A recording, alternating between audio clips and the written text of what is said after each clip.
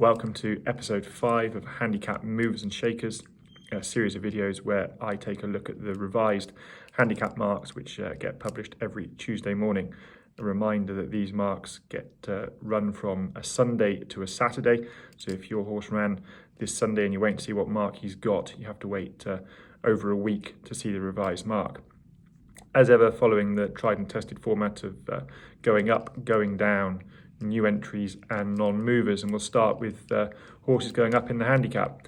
And the first one is a mare of Harry Derham's Puffin Bay, who ran a really good race to finish second at Hereford over 2 miles on good ground. But I had good underlined in red on my notes because I think the ground there was riding quicker than good. There was plenty of non-runners, and also the times backed up that the ground was particularly lively. She stayed on really well, having got outpaced. And I think given that she's by Blue Brazil, a touch of softer ground wouldn't go amiss, or indeed perhaps a bit of a step up in trip. She's gone up £4 to a mark of 116, but I don't think that would stop her. As I said, first run for Harry Derham, but he would know her well because Oliver Sherwood, who's her former trainer, has now moved to him to be assistant trainer, which I think was a smart bit of recruitment on Harry's part. It's a yard that's going places, and a mark of 116 won't stop this mare landing a prize in the not too distant future. A horse that didn't win in Puffin Bay, and another one who didn't win and should have in Hurlerontheditch, who was 20 lengths clear coming to the last at Warwick, seemed to jump it well and then just inexplicably seemed to struggle to get the landing gear out onto the first stride to gallop away from the back of the fence and toppled over. If you listen to the commentary, you can almost hear the surprise in Richard Hall's voice. Up to that point, he had galloped and jumped them absolutely silly on handicap chase debut. Certainly looks a good jumper, and I don't think he did anything wrong at the last. He's got a rise of £10 for falling at the final fence, which I'm sure will stick in the throat of connections. He's up to a mark of 122 now. Probably wants a bit of time to get over that effort. It was fairly attritional racing at Warwick on that occasion, and his fall certainly stood up and didn't exactly go running off. He looked tired enough, but given a bit of time, he's certainly a good chaser. He's going to make up into a better chaser than he was hurdler, despite the fact he's got Neff in his form line now, and I'm sure he'll gain compensation on his next start. Over 3 miles on testing ground, a mark of 122 is perhaps still underestimating him. That's a horse just starting out on his chasing career, moving now to a horse that's perhaps coming to the end of his career, or certainly to the twilight of his career. Enqarde got up in the shadows of the post to win at Warwick under a good patient ride from Charlie Hammond. Now, he likes soft ground and he likes to be ridden patiently, which he got here. But that was off a mark of 123. It's gone up £4 to a mark of 127. But crucially, he'd had wind up before this run, actually his second wind up in 4 runs in just 8 months. Clearly, the first one hadn't done the job, and this one perhaps appears to have done. If this has given him a bit of confidence that he understands he can breathe through a race and, more importantly, finish his race off, this is the horse that's been as high as 135 in his pomp, likes Haydock, likes soft ground. The long straight at Haydock suits the style in which he needs to be ridden patiently. Might still have another win in him off a mark of just 127. Also winning at Warwick by a wide margin is a horse, Woodie Flash for Ollie Murphy. Now, he's got a rise of £10 up to a mark of 112, but he won by 20 lengths. We do need to be careful when assessing wide margin wins on soft ground, because soft and heavy ground can exaggerate both the winning and the losing margin. But he gave £3 and 20 lengths to Bobo Mac, who'd won this race last year. Now, Bobo Mac is no superstar and has his level, but he's 104 rated, and he's very good at Warwick, and he's very good on testing ground over this sort of trip. I think he was tuned up for this race, so the fact that Woodie Flash put him aside with such ease does suggest that despite the handicapper having a fair old swipe at Ollie Murphy here with a £10 rise, I think he's going to need a couple of goes to catch up. Mark of 112 certainly doesn't seem harsh, and on testing ground over 3 miles or further over hurdles, Woodie Flash can win again. Tightenourbelts was another wide margin winner, this time at Ludlow on better ground, so I think the form can be tested. And as with Woodie Flash, the poor horse that came off second best was a Tom Simmons horse, again for the same connections as Bobo Mac, in Llandonabo Lad. Now, he's quite a tricky horse to assess because he's 133 rated over hurdles and only 118 over fences, for the simple fact that he's not jumped fences very well. but I thought this was one of his better jumping performances. He did jump right up the home straight, but he was beaten at the time. And the fact that Tightenourbelts was able to give him £4 and a very easy 10 lengths suggests that this rise of £12 up to a mark of 136 is fully justified. I don't have an issue with the mark. I just wonder, though, whether he's now going to be pushed into a better grade of race. And to my eye, it looked like Tom Bellamy was doing an awful lot of work up the home straight, organising this horse for his jumping in a better quality race. That might not be quite so easy to do. So for all that I think a mark of 136 is entirely justified, I would perhaps just look to go against Tightenourbelts on future engagements as he goes up into a slightly deeper grade of race. Also with that sort of sentiment is Brentford Hope, another Harry Derham horse who went up £11 to a mark of 133 after winning under a good Alice Stevens ride in a conditional jockeys race. Alice Stevens is definitely a conditional you want to be keeping on side this year. Now, the mark of 133, £11 rise is stiff enough, but using the sort of loose sum that you can add £40 to a horse's flat mark to find out its approximate ability over obstacles would suggest that Brentford Hope, who's rated 100 on the flat, is perhaps still well handicapped off 133. But he went missing in the Swinton Hurdle in a big field handicap in the summer. That was off a mark of just 120 or so. 120 to 1, I think it might have been, went missing, and he's just the sort of horse that I wonder in a bigger field handicap, which they're perhaps going to be pushed into now, whether he's perhaps not got the mettle for that sort of test. So 133 might just find Brentford Hope out, and he's certainly a horse that I'll be keen to oppose on future engagements. At a slightly lower level, just 100 rated, having gone up £5, is the Harry Fry trained Danton, who was making his handicap debut over 2 miles at Exeter. Made a bad mistake 2 out on that occasion when staying on, and then did rally in good effect to finish a never nearer second. I think he simply wants to step up in trip. All of his hurdle form in novice hurdles has suggested he wants further than 2 miles, and I think that's the case here. Mark of 100 won't stop him if he's given a bigger test of stamina, so Danton for Harry Fry is certainly one to keep on side.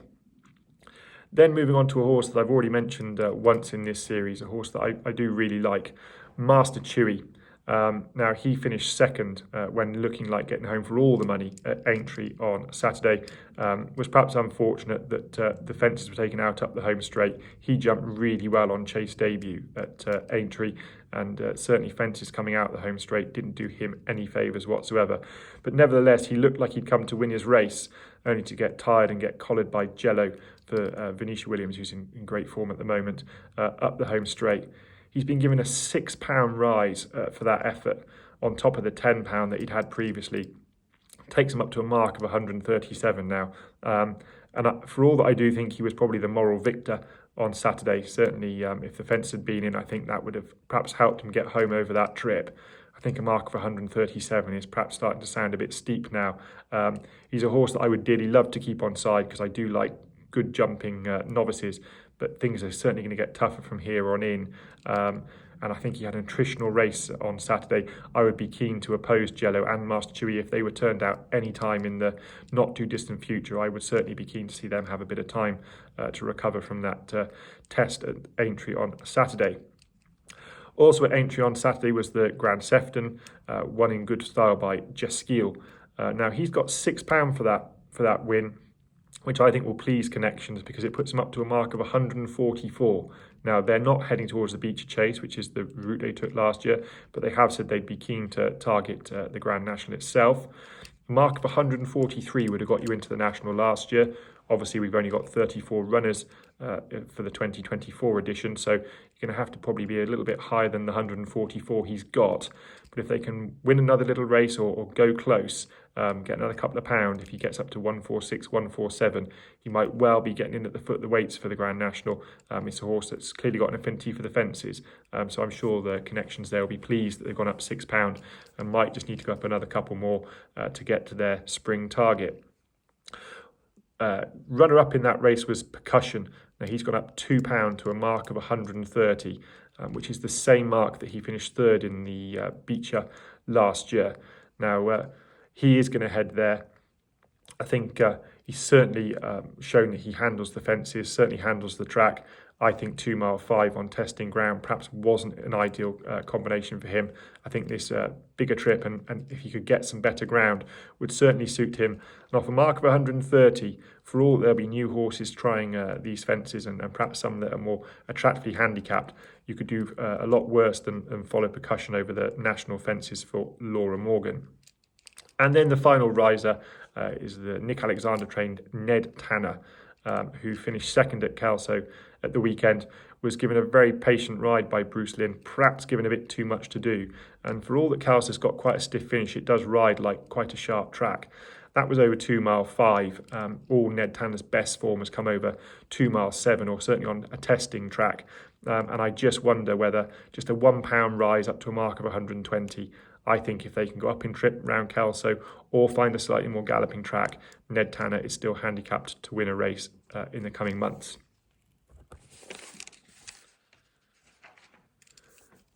Plenty that have gone up in the weights, and we now move on to just a handful that are coming down in the weights. The Gary Moore trained Movethechains. He made hay a couple of seasons ago on desperate winter ground, starting off a very low handicap mark, got up to as high as 127 and was indeed placed off that mark. He's won off 117. He's now down £2 to a mark of 120. But crucially with this horse, I think there's two factors: Lingfield and soft or heavy ground. That seems to be the making of him. 2 mile 5 to 3 miles is ideal for him. He's getting down now to a winning mark, and Movethechains is certainly one I'll be keen to keep on side as we head into the depths of the winter, when he's likely to get his favoured conditions if Connections can find a race for him at Lingfield. Then Grey Dawning for the Skelton team. Now, perhaps strange to mention a pretty high-class novice in handicap movers and shakers off the back of just one run.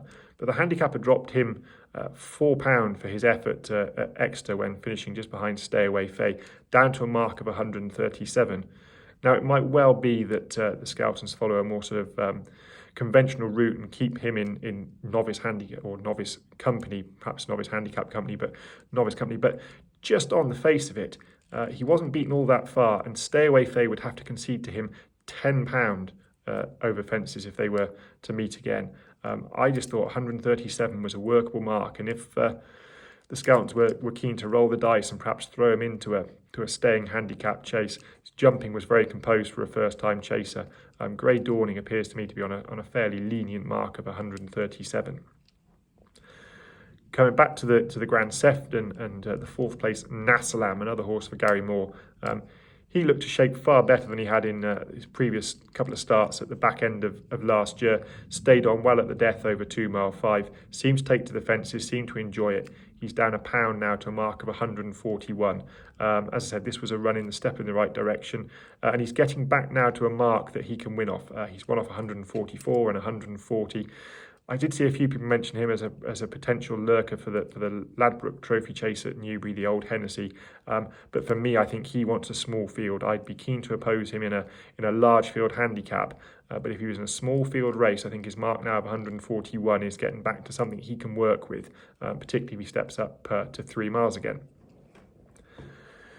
We mentioned Gesskille and Percussion with regards to the Beecher Chase and the Grand National fences, and another one that needs a mention is Ashtown Lad, who pulled up in the Badger Beers Chase at Wincanton on Saturday, but I thought that was very much a prep run with one eye on going back to the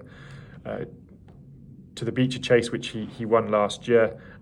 He's dropped £2 for that effort. He's now down to a mark of 140, which is just £2 above the 138 that he won the Beecher off last year. He was a pretty emphatic winner of the Beecher last year. I'm sure this has been the plan since the Beecher last year. They did say they would try the National, but they didn't think he'd stay, and I think they were proven right. I'm sure this is the target for this horse this year. And off a mark of 138, 140. The Skelton Yard are a little bit in and out of form and tended to take their first run to hit their stride, but I think they'll have him cherry ripe for the Beecher Chase in December, and a mark of 140 would certainly have him top of my shortlist at the moment. And then moving on to one final Gary Moore horse, Hansard. looked like he was going to serve it up to Rubo in the elite hurdle at Wincanton on Saturday, but missed the final 2 hurdles, notably the second last, and then looked to perhaps get a bit tired. Rubo ran away from him in the closing stages, but there's no shame in that. Rubo is a smart horse, rated 150 and very good on flat right-handed tracks. Hansard's dropped £2 to a mark of 138. And I think that's now looking like a dangerous mark. I'd be keen to see him on a testing track. All of his form has come on flat, easy tracks. He might just be a horse that travels very powerfully through a race and then perhaps doesn't find as much off the bridle as you'd expect. Perhaps on a stiff track where horses will perhaps come back to him a little bit more. Hansard off a mark of 138 could yet have a big handicap pot in him yet over 2 hurdles, over 2 miles. No new entries this week. Plenty of horses that were having their second hurdle run or to get a mark. So certainly a good number that are on my list ready for their third mark to see what they do. Third run, so I should say, to see what they do. But there are 3 non-movers. The first is Thunder Rock, who ran the Sunday before last, winning the Colin Parker Memorial Intermediate Chase at Carlisle. I thought he did it in good fashion. He picked up and stayed on very well over that 2 mile 4 trip at Carlisle. Ran away from Marla Mission, who is perhaps a bit more of a stayer, but nevertheless, I thought that was a good effort. His mark of 146 is unchanged.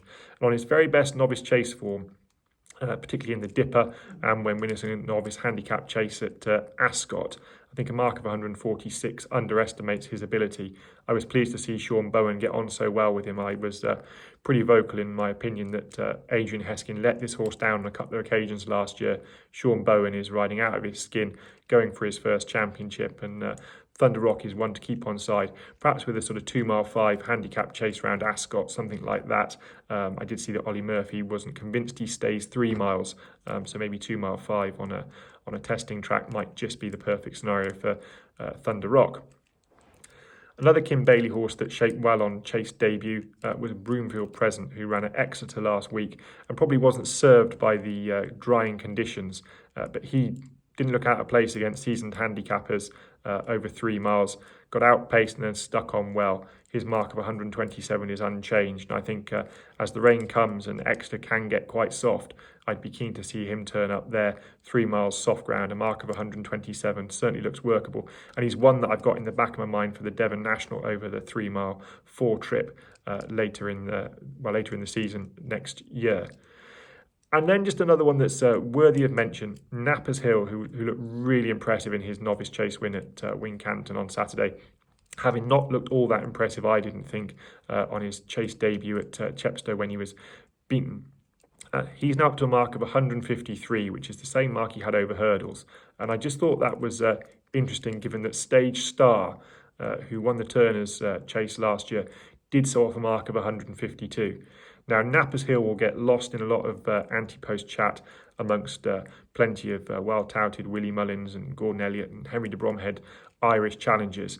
But he's already exceeded the level that Stage Star delivered last year. And when you look at the Turners market, plenty in there. Good Land is still listed at a price.